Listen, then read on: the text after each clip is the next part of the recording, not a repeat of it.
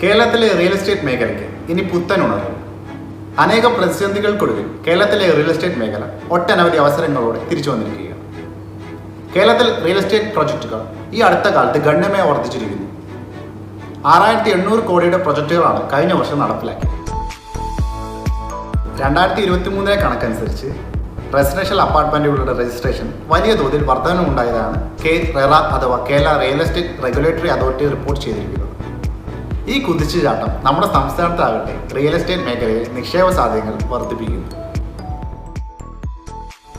Register ചെയ്തിരിക്കുന്ന പ്രൊജക്റ്റുകൾ വർദ്ധിച്ചു വരുന്ന സാഹചര്യങ്ങൾക്ക് അനുസൃതമായി റെസിഡൻഷ്യൽ പ്രോപ്പർട്ടികൾക്ക് വിപുലമായ മാർക്കറ്റ് ഉള്ളതായി കാണുന്നു. ഭവനാവശ്യങ്ങൾ ഉയർന്നുകൊണ്ടിരിക്കുന്ന സാഹചര്യത്തിൽ കേരളത്തിനകത്തെ കച്ചവട സാധ്യതകളും സാമ്പത്തിക വളർച്ചയും ഇനി അത്ര ദൂരെയല്ല.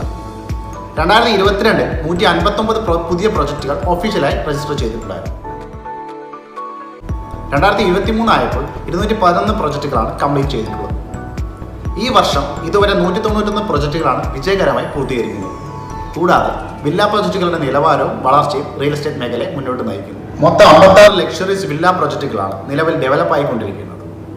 ഈ മേഖലയുടെ വളർച്ചയെന്നോണം 21 പോർട്ടുകളുടെ കൂടി രജിസ്ട്രേഷൻ നടന്ന കാര്യം ശ്രദ്ധയാകർഷിക്കും. കഴിഞ്ഞ വർഷം 7362 രജിസ്ട്രേഷൻ അപ്പാർട്ട്മെന്റുകളും 1181 വില്ലകളും 1621 പ്ലോട്ടുകളും 56 കൊമേഴ്ഷ്യൽ പ്രൊജക്റ്റുകളും രജിസ്റ്റർ ചെയ്തിട്ടുള്ളതായി കാണുന്നു.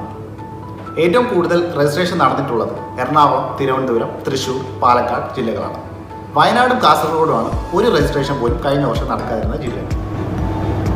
അപ്പോൾ എന്ത് തന്നെ ആയാലും കേരളത്തിലെ റിയൽ എസ്റ്റേറ്റ് മേഖല ഇന്ന് വളരെ മെച്ചപ്പെട്ട അവസ്ഥയിലേക്കാണ് എത്തിയിരിക്കുന്നത്. ഇൻവെസ്റ്റ് ചെയ്യാൻ താല്പര്യമുള്ളവർക്കും പുതിയ പദ്ധതികൾ ആസൂത്രണം ചെയ്യുന്നവർക്കും ഇത് നല്ല സമയവും അവസരവുമാണ്.